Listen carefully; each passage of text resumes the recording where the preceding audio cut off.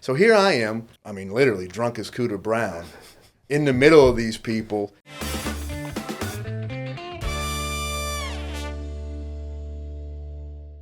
I am so excited because not only does it make me even more hungry, but we have with us today Justin Kennedy, the owner of Parkway Bakery and Tavern. Justin, How are you doing? how are you on this beautiful day? I'm doing great. It's early spring in New Orleans. People are out. It's the time of year people just go crazy because we know we only have a few weeks of it. That's right, right on Bayou St. John. That's But it. look, let's just get this out right now. How in the heck does a president wind up having lunch at Parkway Bakery and Tavern? Well, I told a short story the other day about that, but with a little more detail. Yeah, 2010, Obama, Michelle, and their two kids came to Parkway. But this was height of the BP oil spill, and I remember it was in August, and it was there was a lot of preseason games going. And preseason games, sometimes you get them on a Friday night. And at the time, I would never leave Parkway. I was stuck in that kitchen. I would never leave the kitchen. If I left, I was worried about something wrong happening. Right. Couldn't delegate back then. Well, a buddy of mine had some tickets to the Saints game. It was a Friday night game, and he was the owner of Charlie Steakhouse at the time. He's passed away, Matt Dwyer, really good guy. Yeah. And he gave me tickets, and I took them. And I took a friend. We went to the game, had the best time. But I had a couple of drinks, and I knew the next day was going to be a crazy day. Well, the next day, when the game was over, I went to Restaurant Luke. And back then, they had that big cappuccino machine. They don't have it behind the bar anymore. But they had this big cappuccino machine, and I got a coffee. Place was packed. But I went to go use the restroom. When I come back, there was a little girl in my seat, probably about 8 years old. So I just reached over, grabbed the coffee, and went a couple of bar stools down. And the dad saw that, and he said, "Sir, were you sitting there?" I'm like, "Yeah, but I'm good." And he made it a point to make his daughter get up and make us switch seats because she sat in an occupied seat to teach her a lesson. So here I am, literally drunk as Cooter Brown, in the middle of these people. And I'm talking, and back then I had business cards. I don't know why I don't have them anymore, but I had business cards. I said, and he'd never been to town. He was in town for the weekend, so I give him a card, and he never had a po' boy. So the next day I'm at work, about 12 o'clock, he comes into the pickup window, and he didn't have his family, he had a buddy. So I'm like, how awesome is this? Because I have people when I go to New York City or I go to Chicago, there's bartenders and restaurant owners that I meet, and it makes you feel like at home when you go back to that town, if you go to that place, and they recognize you and know you. So I make sure I make relationships with people from out of town. And the business card works. And the business card works. So I showed this guy around the whole place, gave him the history, gave him a little montage of food, and then he left. So that was Friday night I met him. Saturday he came by. Sunday morning, it's 11 o'clock right when we open. Guy walks in the restaurant like he owned the place, had the suit, American flag lapel. He says, "I need to speak to the manager." I go see him. He says he was, U.S. official so-and-so, and his job was, he was health and hospitals for the U.S. Navy on naval ships, and he wanted to make sure, he wanted to check our food out, check our kitchen. And I thought this was a new thing with the Board of Health. Board of Health comes Monday through Friday. All right, usually a Friday during lunch is when they come. But not they working never coming on the Sundays. weekend. Hey, if you want to keep your place a little messy the weekends, it's okay. They're not coming by. But I thought this was something new they were doing, so check around. And so he's checking around. At the same time, they had this old guy named Gene, lived across the street, sweetheart of a man, and he cooked barbecue chicken like every couple of weeks. And he was cooking, and he'd bring me a plate. Well, he called my cell phone. He said, "Justin, I cannot bring you a plate because these guys won't let me leave the porch." And you could peek out from my window and see his porch. He said, "There's 50 guys in London fog jackets all over the place." So I walked out and I looked, and sure enough, trench coats right here, trench coats right here. And it still didn't click. And then I saw Marlon DeFillo, spokesman, NOPD back then. And he was in his starch whites. He had medals on I've never seen, like, and he was sitting right there on the corner. And the next thing, 2 one-way streets. Next thing you know, up the one way, those military Suburbans, Cadillac Suburbans, bam, bam.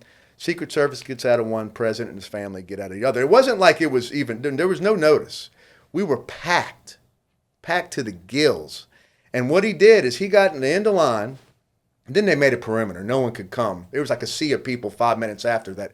You could see a block away trying to get in, but they couldn't. But everyone who was there, they got to see the show. And I remember he did a double handshake to everybody in line. He waited at first. I guess Secret Service said, Mr. President, we got to keep this rolling. Yeah. We got a speaking engagement at Xavier. So he double handshaked everybody to the front, right? And when he got to the front of the line, he ordered, and I had to make his food. And I got to meet him first. Before you do a service for the president, you have to meet him. It's like a thing. And I got to sit down with him for 5 minutes, and I remember him asking me, like, why do I like to do this? And I was just telling him, the people you see, 8 to 80, crippled to crazy. I mean, everybody comes to a New Orleans po' boy shop, And I was giving him an example of there was a sewage and water board worker came right when we opened the day before, worked all through the night, and like, man, filthy dirty from working in that kind of business. And then he got a shrimp po' boy. And that's what President Obama ordered, was a shrimp po' boy. Did he get it dressed? He got it dressed. and I remember, it was picture time. While I was making his food, it was all real fast. It was all happened fast. And are they watching you while you're They're making watching me while I'm making his food. And some Secret Service guy comes in and says, look, I need to, it's picture time. Y'all want to take a picture? So all my cooks, all the staff, they left the shrimp in the fryer, left the pots on the stove, just ran out. And we're still busy. So here I am trying to handle everything by myself. And while I'm in there, another Secret Service guy comes in with a bottle of Presidential Seal champagne. It's Corbel, it's cheap stuff. It's California, though. Yeah, it has a presidential. It's domestic. Seal. So he comes in with it, and he has those Men in Black shades on, and he says, Justin, and I look at him, and he takes the glasses off, and it's the guy from Luke. With your he business was card. Secret Service all along. Wow. And that floored me even more than meeting the president. When I tell that story, people are like, they placed that little girl there. They were watching you, man. I've had like some crazy customers send me all conspiracy books and stuff. But I think what he said was, because he's from New Orleans. I've seen him plenty of times since. He said there's 2 people that come and check the place out weeks before. They know what time, they know the routes, they set up the place with the routes with the police department. He said he was part of like the 60 or 70 that come in 24 hours before. And he said, I met him. He came to the restaurant. Right when he left the restaurant, the word was out they were going to Parkway. Wow. And he was so excited. And it blew my mind. It's one of the best stories, the best thing, most amazing things that's ever happened to me. And it happened to me because of Parkway. Wow. It's just an amazing thing that happens on a regular basis at Parkway. Yeah. You get a number of celebrities through that place. Yeah, so, just like I said, everybody comes there. And I think that's typical in New Orleans po' boy shops. White tablecloth, I am a fanatic for white tablecloth. Restaurants, but there's only a certain a group that can afford that, right? Mm-hmm. And same with like some of these corner stores in some neighborhoods. You might want to go. Some people might not want to go there. Some people love them. But a New Orleans po' boy shop, take my Parkway Bakery out of it, any of them, you'll have a man with a $500 suit rubbing elbows with a man who can barely afford a sandwich. Yeah. And they make friends. Why do you think people come back for generation after generation to you? To me, I think Parkway is if you take all these po' boy shops in the city and you put them in this room, you put them in a white box and you eat them, they're all good. They all do a good job. I'm never going to say mine's the best. I have a line down the street every day, keeps me working, and I'm humbled by that. But Parkway has an atmosphere like no other, but it has a history like no other. I mean, this place, Parkway's older than the po' boy. It started in 1911. It started as a bakery, and if you look at that quintessential tin awning corner cut building, they're all over the city. Katie's is one of those. Parkway's one of those. Mandina's is one of those. I mean, you could keep Napoleon House as one of those. You can keep on going, but like 100 years ago, there were corner bakeries, corner delis, corner barbershops, corner butcher shops, and when the big box stores came in, they kind of turned into what they turned into. Some stayed restaurants, some went other places, some are homes. There's a story too, and I've heard you share this, that you came in and stepped in, and our Parkway would not be where it is today. Well, you would tell that story because it had something to do with a major hurricane. Yeah. So let me say, my uncle Jay Nix, and it's funny. Everybody thinks I'm the owner of Parkway, which, I'm carrying the torch. I'm my uncle's retirement, but right now, and I'll carry the torch one day. But my uncle is the owner. Jay Nix is the owner of Parkway, and he reopened that place in he reopened it in 2003, okay? But he bought it in 1995. Mm-hmm. And see, I'm from Biloxi, Mississippi. My grandfather was a doctor, South Carrollton, and my mother and all the family was raised over there in Riverbend.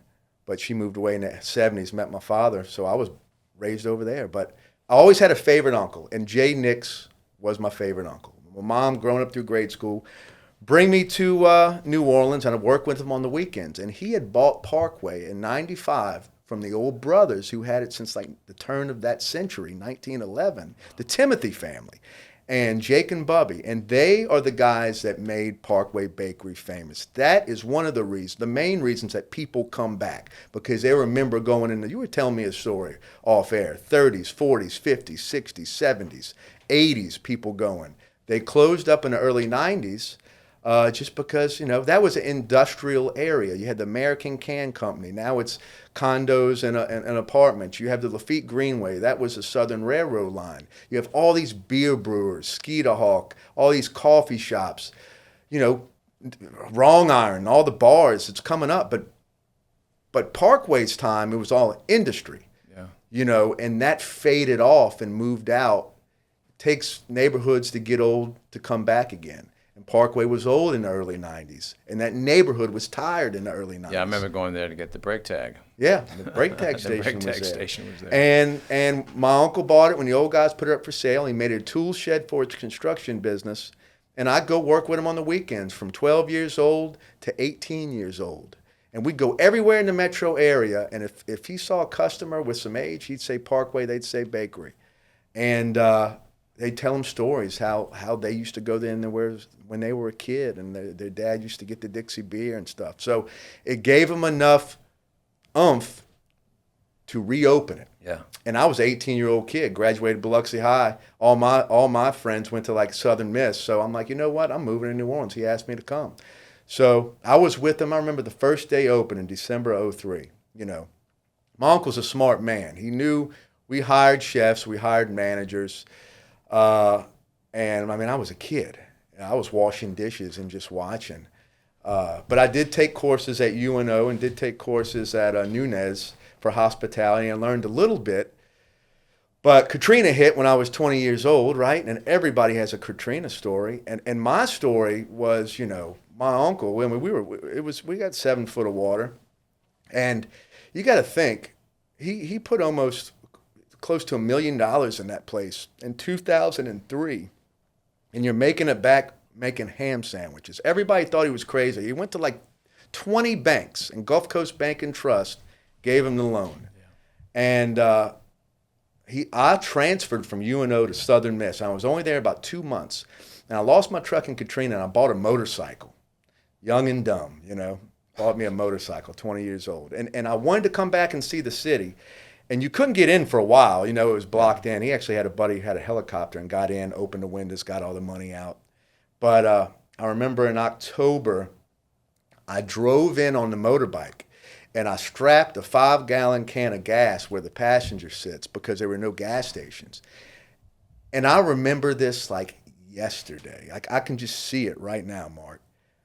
Going over I came in at dusk. It was dark when I was going over the high rise. Going over the New Orleans high rise is a feat.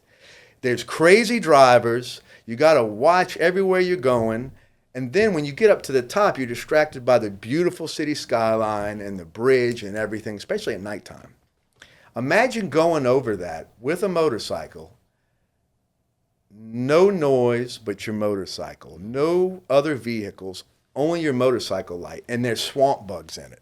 Swamp, like you're like deep in the swamp. I mean, when you go over that high rise and you're about to drop down and you look at the city, nothing. Pitch black. There's a little glow in the French Quarter. That was a lifesaver for a lot of people. And when I pulled up, that was my fork in the road. I said, you know what, Unc, I am not going back. I'm pulling out of school. Because that year and a half that I was involved with Parkway, it wasn't about the food, because I really didn't know how to cook.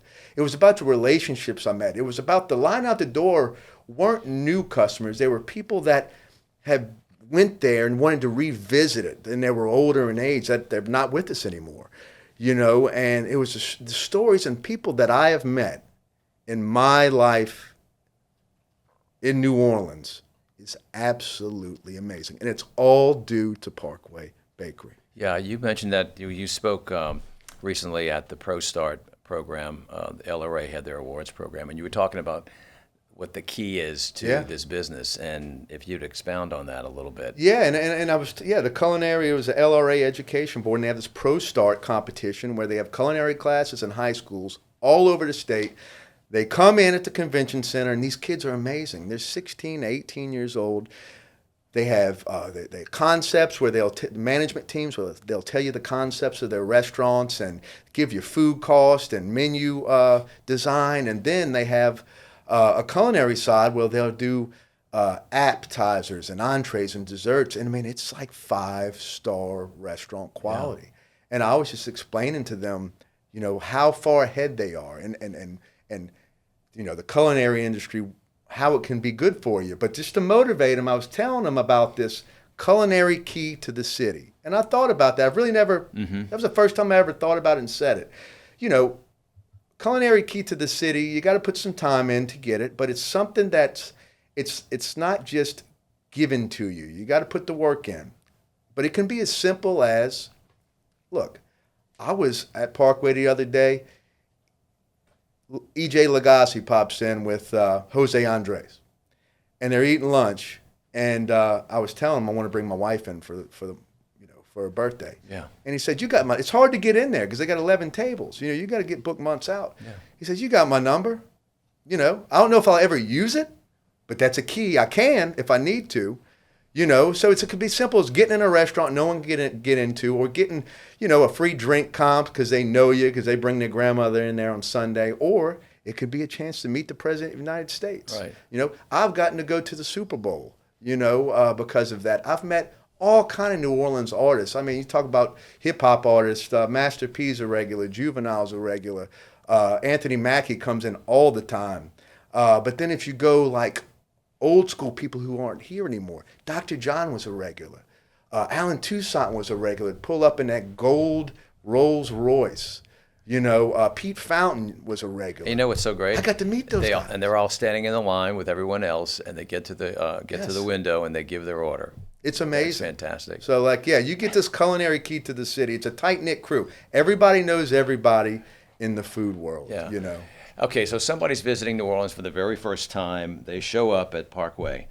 What's the one po' boy you tell them they cannot miss, that they have to go with? Can you do that? It's like talking about your children. Yeah, I can do that. Like one of my favorite po' boys, I would say, get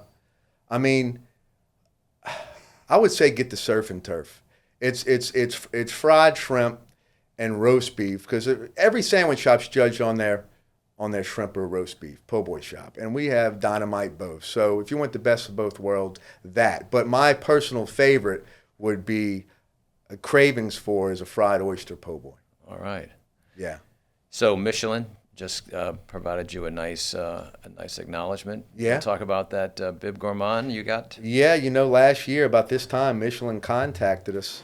And they had a bunch of questions for us about being in the Michelin Guide, and I was like, they got to have something wrong, because how does Parkway Bakery get to be in the Michelin Guide, you know? You think about the restaurants, you go to the website. Speaking of EJ Lagasse, because they Yes. also received the. I mean, look, we're both driving 2 stars. vehicles here, but I'm driving like a tricycle, and that dude's driving like a jet. You know, we're both moving, but the skills that it takes to do what they do versus what I do. I'm not selling myself short. I do sell we serve over 1,000 people a day, and you got to repeat that. But I guess that's what Michelin saw. Yeah. What I did not know is Michelin has a award called a Bib Gourmand, and it's basically quality and value, and that's what Parkway is. Yeah. You know, it's high quality local ingredients, and you get a lot for a little. Yeah, that's wonderful that and you that's what recognize that's that way, yeah. and your team had to feel so wonderful to be recognized. You know, and it's international. All the ones that made it happen, and I wanted everybody to be there. This is the whole staff. This is what makes the building come alive. And I love y'all. Thank y'all. Michelin 2025, baby. You know, if you're in that realm, that Michelin star realm, it's on your radar. I did not know the reach of it until now, and I'm so honored to be in it. You know. Well, you know, you have been on Food Network, Bon Appetit, countless other video productions, but tell the truth, your favorite was with the guys right here, and love to eat, right? Oh yeah, yeah, love to eat. Love to eat, guys. This is where it's at. You know, y'all are. Well, you know, everybody wants to come see you, Mark. You're like the ambassador of New Orleans. You are, man. I mean, if I have a chance, and this is the chance, I've never had a chance to sit down and talk to you like this. So, this is going to be added to my list. You're a nice man. Thank you. Hey, y'all, go ahead and hit that subscribe button on our YouTube channel and turn on your notifications. Please follow us. We've got new shows each and every week. And a very, very special thanks to all of our sponsors who are making this possible. Have a great day, and we'll see you next week.